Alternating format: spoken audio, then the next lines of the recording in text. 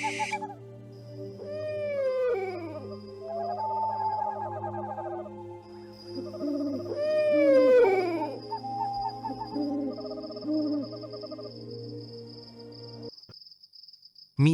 শুনেছিস? গ্রামের লোকেরা বলছে পুরনো জমিদার বাড়িটায় রাতে আলো জ্বলে, কেউ গেলে আর ফিরে আসে না। আমি আজ যাচ্ছি, দেখে আসব আসলে ব্যাপারটা কি। তুই পাগল নাকি রনি? ওই বাড়িটা নিয়ে সবাই ভয় পায়। মা তো কতবার বলেছে সন্ধ্যার পর ওই রাস্তা ধরবি না, ভূতের বাড়িতে যাস না। এই সব গল্পে আমি বিশ্বাস করি না। ভূত টুত কিছু নেই, মানুষই ভয় পায় নিজের মন থেকে। আমি দেখে আসব আসলে কি হয়।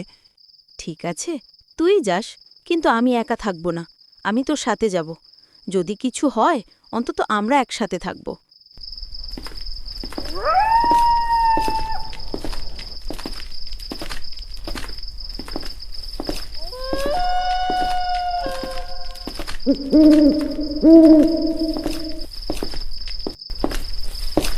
ওই রনি, শুনছিস?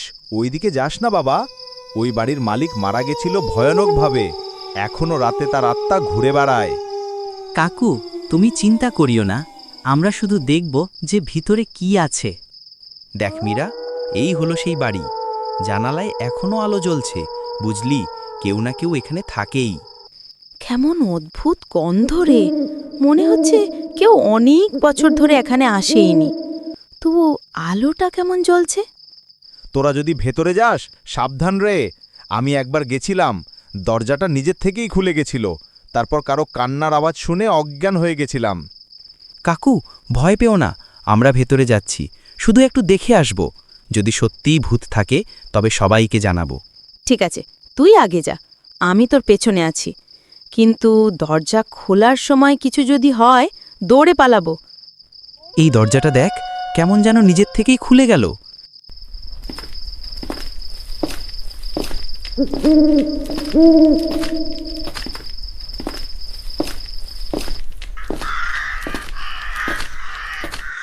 ভেতরে ধুলো আর জালেই ভর্তি।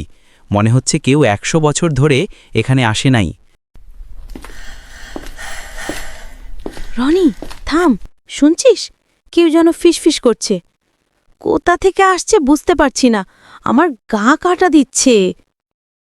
কে কে এসেছে আমার ঘরে? আমার শান্তি কে ভাঙছে? চলে যাও, না হলে তোমরাও হারিয়ে যাবে। তুমি কে? আমরা কেউ ক্ষতি করতে আসিনি, শুধু জানতে চেয়েছি এখানে আসলে কে আছে।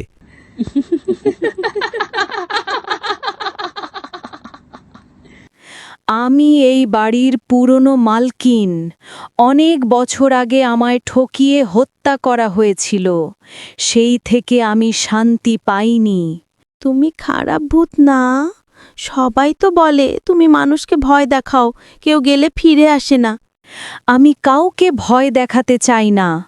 আমি শুধু চাই আমার অস্থিগুলো যেন নদীতে বিসর্জন দেওয়া হয়, তবেই আমি মুক্তি পাব। তাহলে বলো, কোথায় তোমার অস্থিগুলো আছে? আমরা সাহায্য করব তোমার শান্তির জন্য। এই বাড়ির পেছনের কুয়ার পাশে, মাটির নিচে লুকানো। কেউ জানে না, শুধু তোমরা খুঁজে পাবে। তাহলে চল রে রনি, দেরি না করে কুয়োর পাশে যাই। হয়তো সত্যিই উনি শান্তি পাবেন।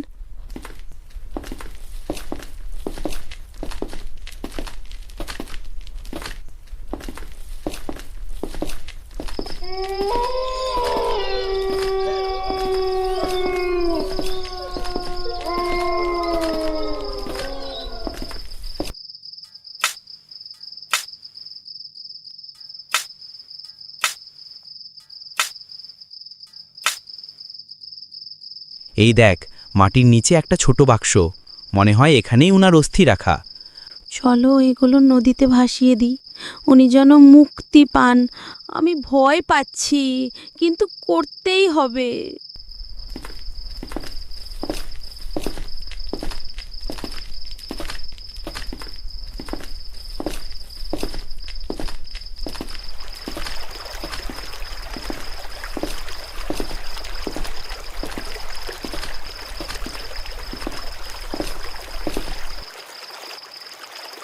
ধন্যবাদ বাচ্চারা, তোমরা আমার আত্মাকে মুক্তি দিলে। এখন আমি শান্তিতে যেতে পারি। বিদায়।